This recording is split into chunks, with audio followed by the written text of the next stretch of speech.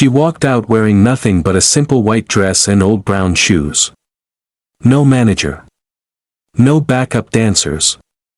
No entourage. Just a woman from Manila carrying a voice that God had personally handed to her decades ago. And the moment the spotlight hit her face, the entire Britain's Got Talent audience went silent. Not polite silence. Paralyzed silence. The kind that only happens when something is about to change everything. Her name was Jaya. And most people in that arena had no idea who she was. But Simon Cowell did. He leaned forward the second she stepped onto the stage. His pen dropped. His jaw tightened. He stared at her the way you stare at something that doesn't make sense, something too beautiful to be real. The other judges looked at each other. The audience started whispering. Who is this woman? Where did she come from? Why does she look like she has already survived something the rest of us cannot imagine? Nobody in that building knew what was coming. Not even the cameras were ready. She was born in Manila, Philippines, in a house so small that when it rained, the whole family moved to one corner. Her mother cleaned houses for wealthy families across the city.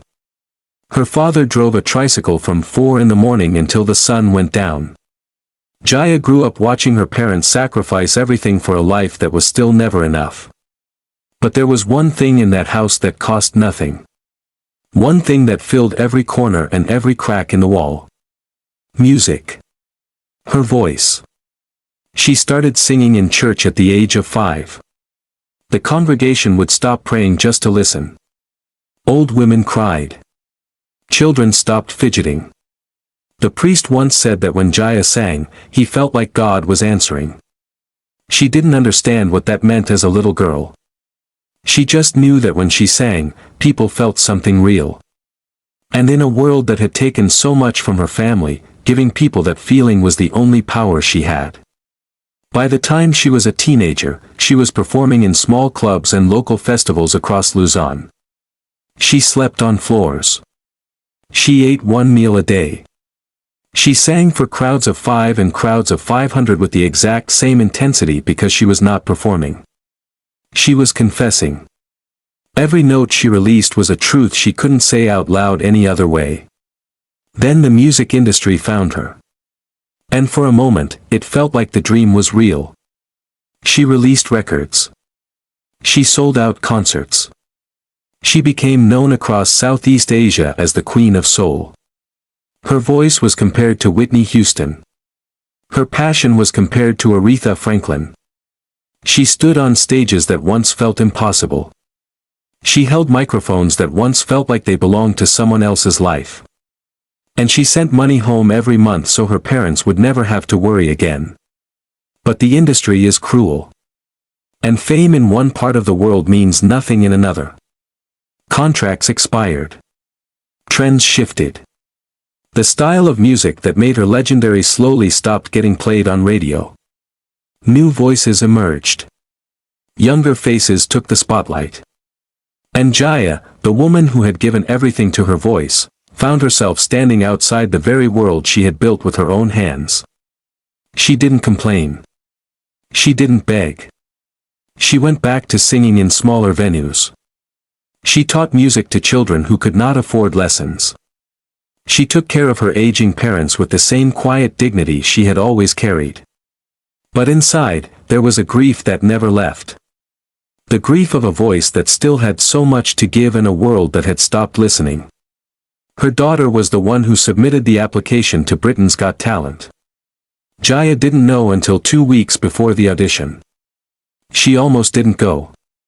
She stood in her kitchen in Manila looking at the airline ticket and said, "I am too old for this. The world doesn't want me anymore." Her daughter took her hand and said, "Mama, the world just hasn't heard you the right way yet." She boarded the plane. She arrived in London with one small suitcase and a voice she had been carrying for 60 years. She sat backstage for 4 hours surrounded by teenagers with TikTok-ready choreography and young performers rehearsing polished acts. And she sat quietly with her eyes closed, not nervous, not afraid, just listening to her own heartbeat and remembering every church in Manila, every cold floor she had slept on, every meal she had skipped, every sacrifice her parents had made. When her name was called, she walked out into the light. Simon's eyes locked onto her immediately. The audience stirred. Amanda Holden smiled politely. Alicia Dixon gave a small nod of encouragement. The host asked her name. She said it quietly. Jaya. Just Jaya. Like a prayer. They asked what she was going to sing. She named a song that had made her famous decades ago, a soul ballad that most of the British audience had never heard. Simon raised an eyebrow. The audience shifted. Someone in the crowd laughed nervously. This woman in old brown shoes was about to sing a song nobody in the building knew. The music started. She closed her eyes. And then something happened that nobody in that arena, nobody watching at home, nobody in that production crew had prepared for. The first note came out of her body like it had been waiting 60 years to be free. It didn't sound like singing. It sounded like testimony. It sounded like every sleepless night and every cold meal and every moment of doubt and every second of unshakable faith compressed into a single human frequency. The note rose and filled the entire arena from floor to ceiling, and the audience went completely, utterly, devastatingly silent. Simon's hand moved slowly to his mouth. By the second line, 2 women in the front row were already crying. Not tearing up. Crying. Shoulders shaking, mascara running, hands covering faces. A man in the third row who had been scrolling his phone put it face down on his knee and stared at the stage with his mouth open. A security guard at the side of the stage put his hand over his heart. She kept singing. Her voice broke in the exact right places. Not because she was struggling. Because she knew where the pain lived inside the melody, and she went there on purpose. She lived in the parts of the song that most singers are too afraid to enter. She stood inside the grief and the glory simultaneously, and she made every person in that building feel both things at once. Simon lowered his hand. His eyes were red. Amanda was crying openly, not trying to hide it, not performing emotion for the cameras, just genuinely broken open by what she was witnessing. Alicia had both hands pressed against her chest like she was trying to keep her heart inside her body. The audience, all several thousand of them, were on their feet before the song was even finished. Jaya hit the final note. She held it longer than any human being should be able to hold a note. She held it like she was holding every year of her life in her throat and refusing to let go until every person in the room felt the full weight of it. The sound swelled and rose and pressed against the ceiling of that arena, and when she finally released it, the entire building erupted. Not applause. An explosion. People were standing on their chairs. They were screaming. They were hugging strangers. The judges were on their feet. Simon Cowell, the man who had told thousands of performers that they were simply not good enough, the man who had made careers and ended them with a single sentence, stood with both hands pressed together in front of his face with tears streaming openly down his cheeks. He didn't say anything for a long time.